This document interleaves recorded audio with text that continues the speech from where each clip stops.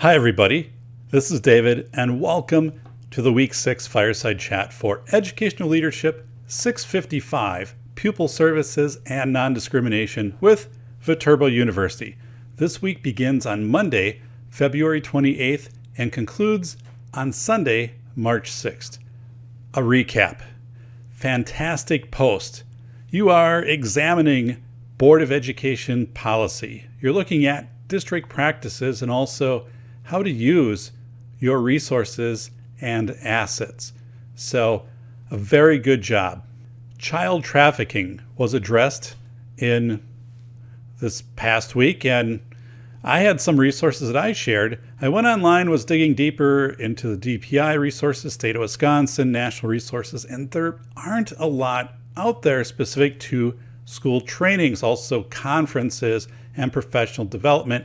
I did not find child trafficking or human trafficking education on the list from CISA trainings. So this might be an area where you get together with neighboring districts and develop a consortium and focus on training. Maybe you bring in a trainer, maybe you develop that internally, but it's something that is in dire need, and we just don't have enough professional development targeted towards schools right now regarding human trafficking, specifically child trafficking. ELL. Some of you noted that you're preparing for families from Afghanistan, and JOELLEN shared a terrific one-page quick resource guide shared with her district for understanding where is Afghanistan, what is the culture of Afghanistan, and some tools for educators and staff. Again, in a very concise one-page, just get started document. So thank you, JOELLEN, for sharing that. Many of you also shared your ELL population numbers from DPI's WISE Dash. So that's great. You're getting familiar with the DPI WISE Dash system, what you can access out of there, and then putting it into application and asking the questions of, well, what do we have for ELL services in our district? How has that changed? And how might that change? Insightful responses to discussions about equity and education. So a really solid week for this class. Week 5, shout-outs. Dun, dun, dun. Kay shared her district's Equal Educational Opportunities Policy, which is comprehensive and current as it specifically included transgender students. In addition, her district likely has what is known as policy governance. In that model, the superintendent is identified as the Board of Education's only employee. Kay noted that beyond policy, there is a directive to the district administrator.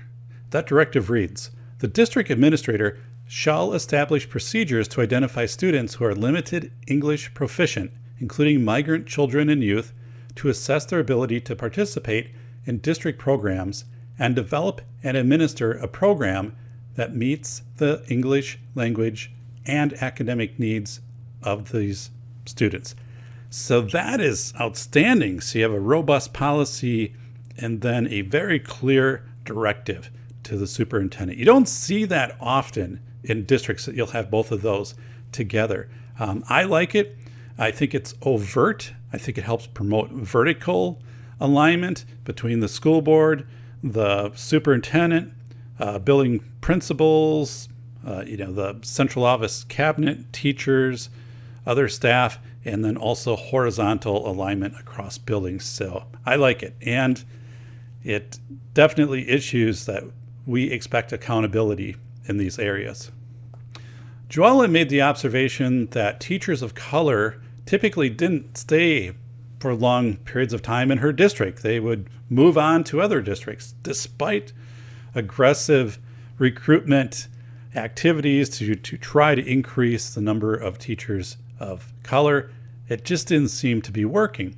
And she attributed one factor to that of simply burnout. A teacher of color in the district leadership identifies that person and puts them on several committees. So the thought there is, well, this will make the committees more diverse. It will give a different perspective onto committees. And suddenly you have a new teacher who is a person of color, and they're like, whoa, now I'm on 14 committees. So I need to be able to teach in addition to all of the committee stuff. So that was really a nuanced point, and I'm glad that you brought it up. Tim shared that his school, which is a CISA-operated consortium school for youth with intense behavioral needs, didn't have an ELL student, and nor could he recall when there was possibly an ELL student at the school. So what does it mean for professional development? Is it something we will provide this to you, Tim and staff, if the need arises, or is it professional development around ELL, around diversity, cultural diversity, still being provided to your setting? So that's an interesting situation. It's unlikely, right, that you would initially identify a student as being an English language learner at your setting, but you could have a student that went to your setting who was identified in receiving ELL services. So I thought that was interesting. It's one of those kind of dilemma questions of, well, do we prepare for it now or do we wait? NIKOLE shared that when she worked in Colorado, migrant families arrived in spring, mostly for crop labor, and then they returned to Mexico in fall. So I was thinking about that, and my questions are, what induction systems might you put in place as a director of Pupil Services for NIKOLE or anybody to make that transition in and out of school as smooth as possible for students and staff? So if migrant students arrived in the fall, but then they're exiting in spring and you don't see them again until fall, if you see them at all. I remember my own experiences with this as a director of Pupil Services, and we kept copies of all of the files, everything that we had, because we knew if those files went to Mexico, it was just unlikely they were going to return to us. It did happen a few times. A process you need to sit down and to think about, and saying, if we have students who'll be here to the start of the year, but then they're going to leave us in spring and not complete out the school year, but they're going to come back. Like, how does that work with staff professional development? How does it work with the students for induction, and then also as they exit the schools? So TIFFANY suggested a novel approach to situations where migrant families might not be fluent in Spanish or English text, so not being able to read either of those. So her suggestion was, well, if a district has limited access to interpreters and limited resources, might it be viable to make a verbal recording of documents or of some communication that if there was an interpreter that was present that normally would be given back and forth, such as like how to enroll in school and who's your contact person at school, how transportation. I mean, it could be consolidated, it could be condensed and basic. It's not a substitute for having an interpreter, right? But maybe it's something in the short term, in the best interest of the student, that gets you through. It's a stopgap measure. And I thought it was pretty ingenious. So good job, TIFFANY. Week 6. All right, looking ahead to week 6. Dun, dun, dun. Week 6. In MOODLE, we will be addressing school safety, crisis preparedness, investigations, and the K-12 counseling scope and sequence. That is going to be a very important document that I strongly encourage you to put in place at your setting, this K-12 counseling scope and sequence. We're going to look at FEMA, School Multi-Hazard Emergency Planning Course. The course. It's one of your assignments. It's due March 12th. The reason I have the course in there is I want you to assume the mindset as you're taking this course of a pupil services director. So assume that mindset. Think about, okay, I'm going through this multi-hazard emergency planning course, safety for schools, which could be anything from a cyber attack to your school shutting down computer systems and phones and stuff like that. So maybe parents and can't communicate with kids, and busing, everything's kind of thrown off, to a natural disaster, to an intruder, whatever it could be. Assume that lens, though, of that pupil services perspective director, right? So you're looking at this and you're thinking, how might this work for English language learners, for students with anxiety, for other 504 areas for disabilities, right? Things that you are going to be in charge of or have a significant role in as a pupil services director. Keep the certificate, all right? Use it for your resume. There are many courses on FEMA that are free that specifically center on schools and center on youth. So those are, I think, outstanding assets to have when you're applying for your pupil services positions or leadership positions in districts. Both of my PBS presentations are posted.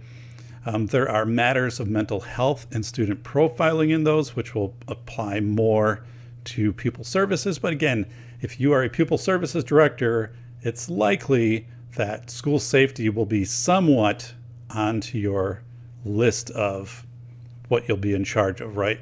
So, and you want to make sure that whatever is developed in regards to school safety is something that's going to be functional and practical and not trauma-inducing for students with special needs, students with anxiety, English language learners, so forth.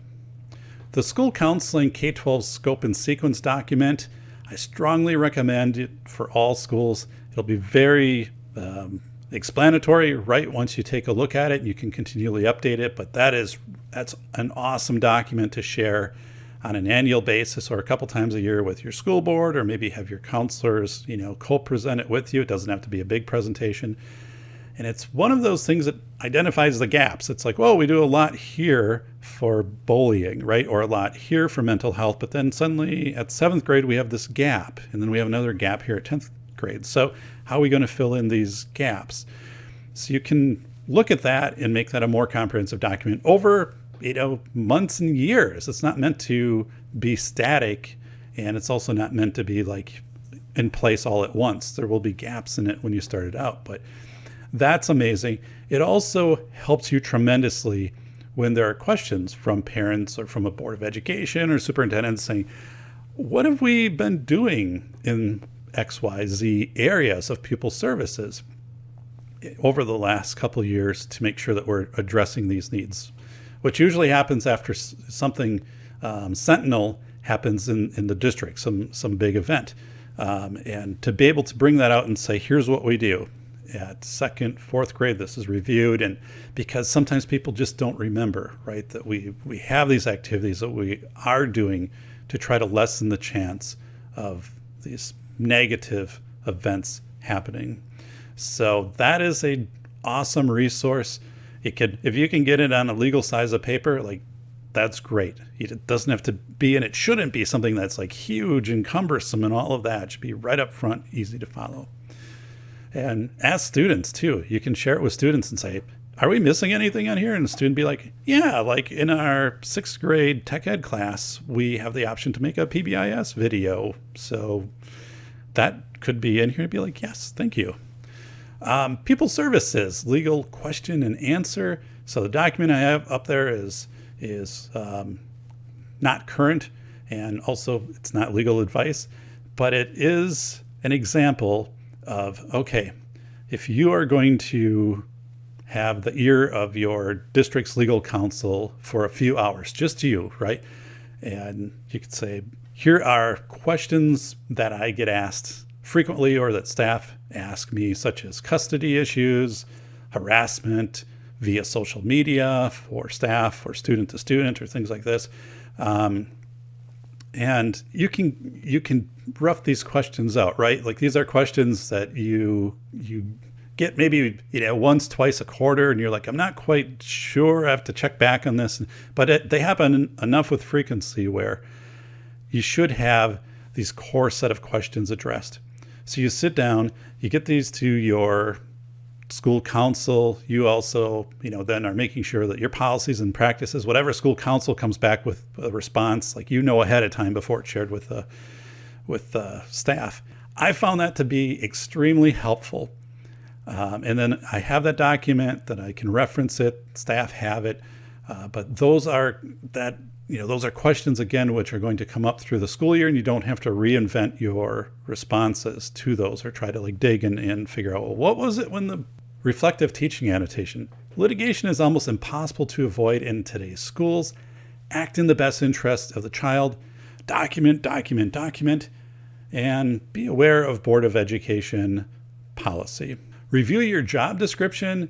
You might find that you're responsible for an area in which you don't have appropriate training or the appropriate resources, and you'd want to address that. When you are seeking employment as a Pupil Services Director, always request the job description. And before signing a contract, if there's any murky area, something you're not clear about on that job description, make sure that you have that clarified.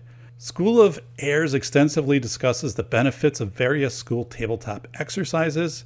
As a Pupil Services Director, you'll need to anticipate the needs of students with disabilities, anxiety, English language learners. Again, we talked about those things. If there's a power outage, cyber attack, evacuation, intruder, tabletops are a terrific way to do that and a terrific way to avoid these hyper-realistic exercises. From the syllabus, well, weeks 6 and 7 are put together. From School of Airs, read chapter 18, Instant Command Structure, and then also chapter 28, Bollards and Planters. Think about the Pupil Services Director's expectations to understand ICS, Instant Command System. And then also think about these safety devices, such as bollards.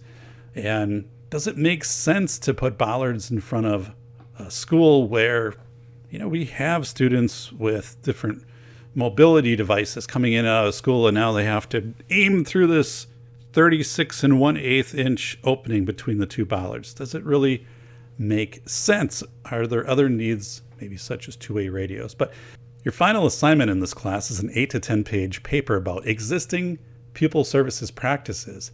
You have the option to do that as a 20-minute phone call with me. I will provide a shared Google document with several appointment dates and times, and if none of those work, we can figure out an alternative. But look for that document to be posted in the middle of March, and I'll make an announcement when it's out there. But you're going to see it in this week's syllabus toward the bottom of saying, hey, start thinking about this. So you can either do it in written form and submit it, or you can do it in a phone call form, which I'll kind of rough out the headings and things like that. Again, more middle of March, because we won't start doing that until April. That's when those final phone call projects would start. So, all right, everybody, you've been doing a wonderful job. We are just 2 weeks away from our research module. Again, on March 14th through April 8th, you'll have a long span of time to complete that final project. Thanks, everybody.